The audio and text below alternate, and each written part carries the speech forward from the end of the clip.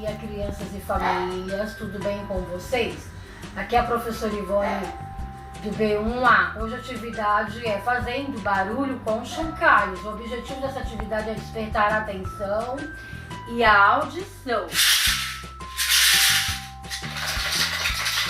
Para os maiores, a mamãe pode estar pegando uma garrafinha, colocando feijão, milho, arroz, o que tiverem.